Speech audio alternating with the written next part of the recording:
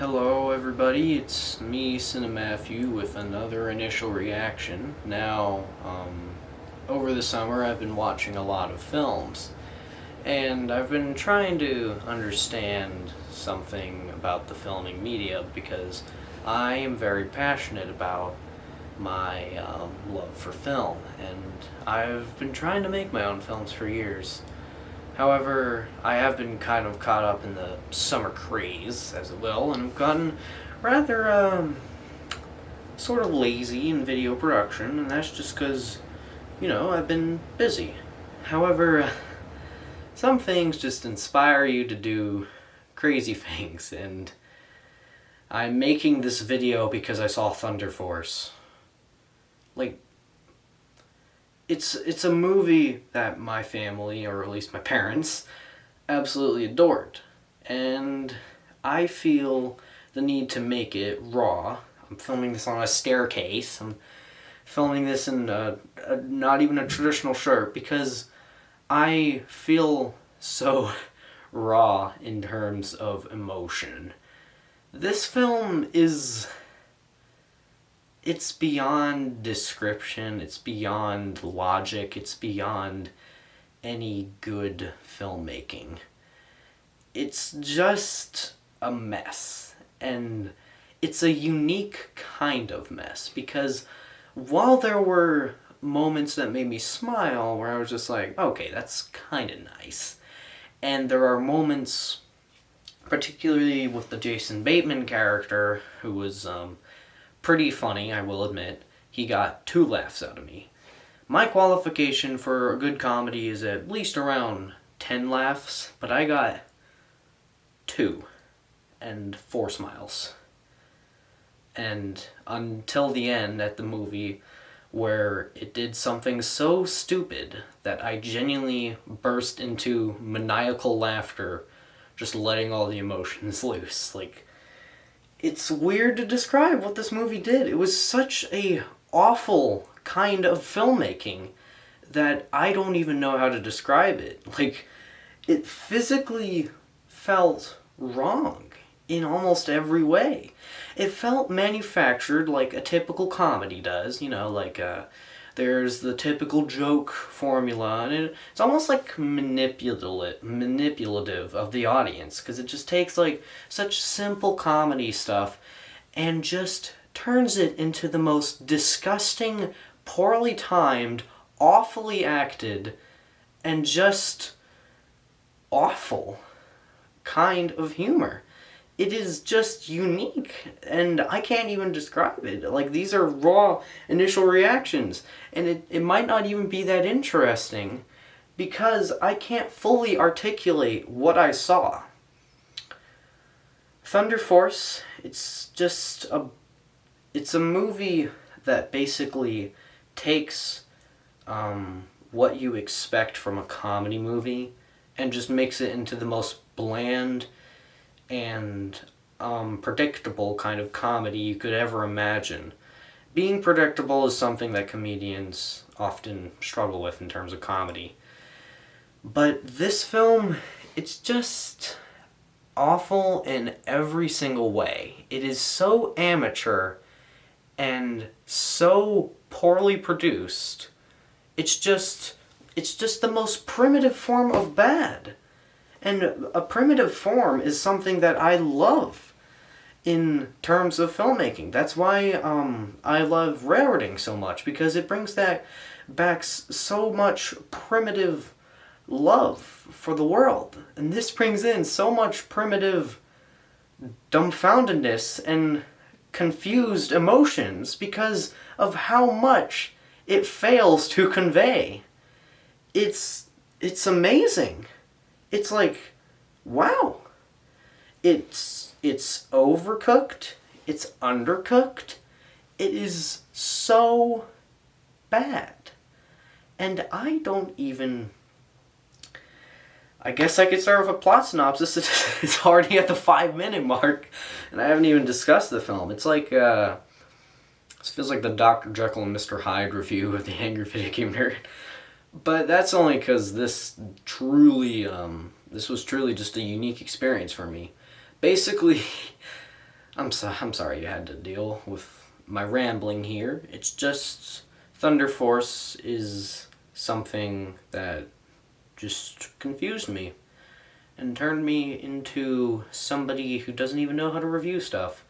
Basically, it follows the simple plot about these people played by, well, I guess not the kid actors, but Lydia and Emily are basically these people in school. Lydia's like the punk of the school, and she's like sort of like the femme fatale who you're supposed to root for, but she becomes very unlikable as the film goes along and does some stuff that personally irked me, like just the most crude delivery, and it's all because of the acting, especially from Melissa McCarthy. Now, I do think Melissa McCarthy can be funny occasionally. I mean, I've seen some of her stuff from Bridesmaids and The Heat, and I actually thought she was reasonably entertaining when given a good script. However, this time they gave her full reign to do whatever she wanted, and she does the most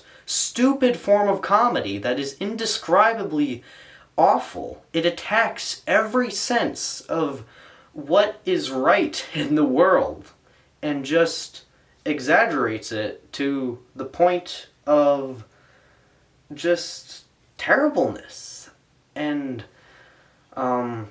Emily is basically a girl who's she's kind of like me, a nerd, but she's basically she's devoted her life to science to save her parents from miscreants.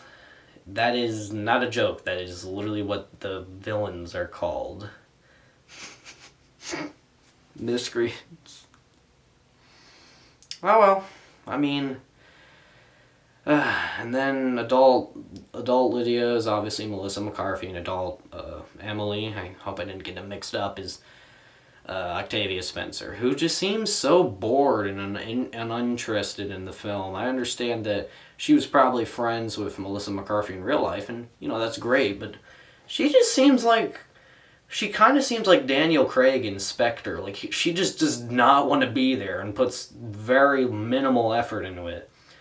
And basically the miscreants are kind of like messing up everything in the city, and they're just doing lots of stuff. But as it goes along, adult Lydia goes to Emily. They're both adults now. And they basically, they've adapted a serum to turn them into superheroes, where they can do a bunch of crazy stuff like super strength and invisibility. And that's it.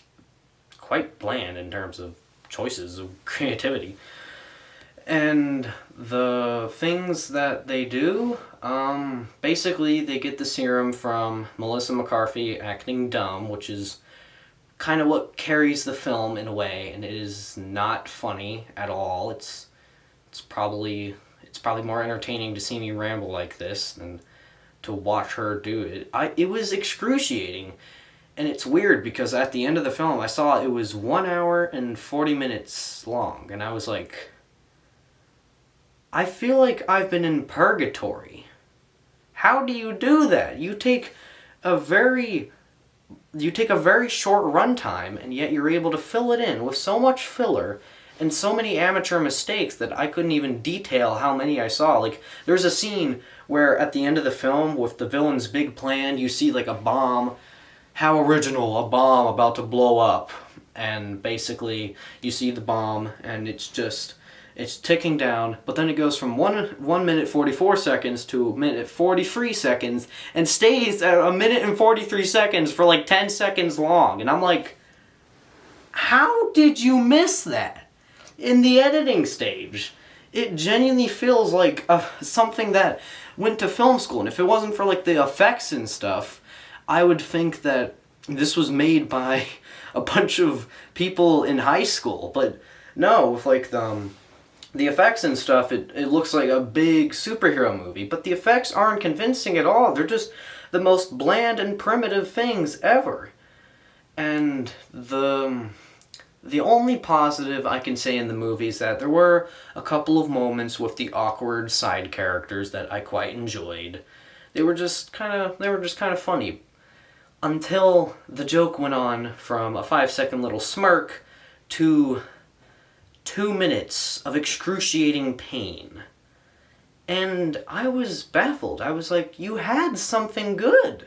And then you made the joke so overly long and bloated that it was like, it's like having a nice meal that you think is like, oh, this is a nice little meal, and then the meal is shoved. Like, the meal is shoved into your stomach, and then the meal is actually poisoned, and you just didn't realize it, and you thought it was tasting really good, but no, it's actually poison, and you just died and fell in the middle of a dinner room with a middle of people. And anecdotes and analogies aside, this was a very primitive form of bad. Jason Bateman was fantastic, and Melissa McCarthy and Octavia Spencer, and just the rest of the movie was just such a mess. I was genuinely shocked by it. Like, at the end of the film, they're trying to have a big dramatic moment. It's like, oh, we got a superhero movie. Yeah, we got comedy. Yeah, we got Melissa McCarthy flossing and doing Fortnite and doing impressions of Urkel from, that show. The show. Did I do that? Yeah, it's funny. We're hip and cool, and this is what the kids enjoy. This is not what the kids enjoy. The kids enjoy good storytelling. This is not good storytelling. It is recycled, manufactured garbage. And it strikes you to the core with how many mistakes are made. And the main mistake sent me into a reaction that was so unexpected. The self-sacrifice scene at the end of the film, where they're trying to have all this dramatic payoff between them, and they're just like, they're having a little bit of arguments between each other, and it's like, oh, we're polar opposites, we don't work together because you're stupid and you keep doing dumb things, but at least I'm fun and you're boring, and just focus on your life's purpose, and it's just so forced. And then you get to the end of the movie where Melissa McCarthy self-sacrifices herself with a bomb. And this is what kills comedy movies, for me. It's when they try to add unnecessary dramatic stuff. The only film that did that amazingly was Life of Brian. And there are other examples, but that was the best one. And this one is easily the worst one because of its execution. It is so laughably awful and inconsistent in terms of tone that it made my brain melt. I felt like I lost 50,000 brain cells while watching this movie. That's unique, people. I mean, I'm not the smartest guy in the world, but at least I can tell that movies have a special quality to them, and stories have pretty much been told throughout our entire lives. Even this improvised video provides a unique form of a story, and Thunder Force is not a unique story. It is not a good story. It is not a story with entertaining characters. It is not a story that's told well. It is not a story that's even edited well. The editing made me want to vomit. Everything in this film was butchered, and Cinematthew does not know how to do a summary. Goodbye from this video, I guess. I'm trying to be self-aware in terms of humor, but Thunder Force is probably the worst movie I've seen, and I know there's worse in the world, but this one, oh boy, it was an experience that needed to be captured on film for your viewing pleasure, torture. What am I doing?